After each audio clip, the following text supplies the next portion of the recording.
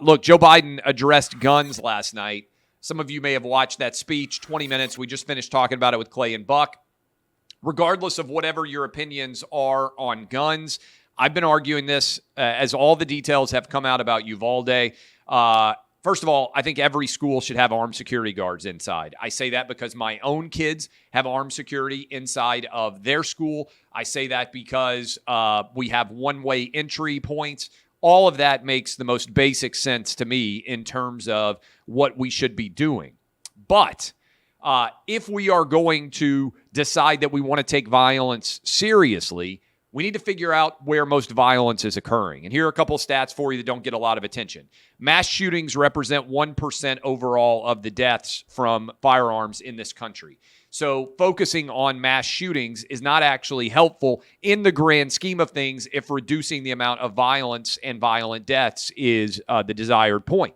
The vast majority of shootings also do not happen with assault rifles. They happen with handguns, okay? So the best way to address violence in the United States that everybody should agree with is by adding more police. What we have seen in the wake of the George Floyd protest is a massive increase in violent crime in this country, such that, for instance, in Seattle, they can't even investigate rapes because they don't have enough officers on the force. One of the most devastated forces in a major city in America is actually right now in Minneapolis, where in the wake of George Floyd, so many police have decided to retire or leave the police force that they can't actually keep people safe in Minneapolis. So what I wish Joe Biden had said is it's time to forever reject the idea of defunding the police. And what I am calling for is a massive increase in the number of police on the streets. This used to, by the way, be a bipartisan thing. What we saw back in the 90s was Bill Clinton ran on the idea of 3 strikes and you're out and more police on the streets. And you know what happened?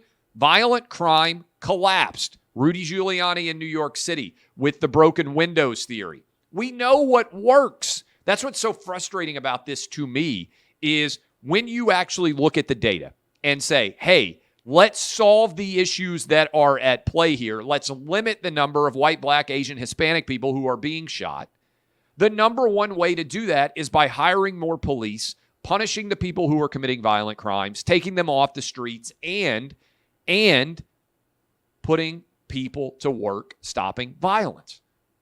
Why don't we all do that? Instead of arguing around the margins about how old you have to be to buy this gun or a new background check requirement that would not change any of the outcomes here. Look, the way to solve violence is to hire more police and to put the people who commit violent crime behind bars for longer so that they're not continuing to commit violent crime. Regardless of your politics, regardless if you are white, black, Asian or Hispanic, gay or straight, male or female, that's a solution, right? And so it's incredibly frustrating to me that we can't reach a rational solution and get this decided once and for all with a commitment, as happened in the 90s, to solve the violent crime rates. I'm old enough to remember that violent crime era.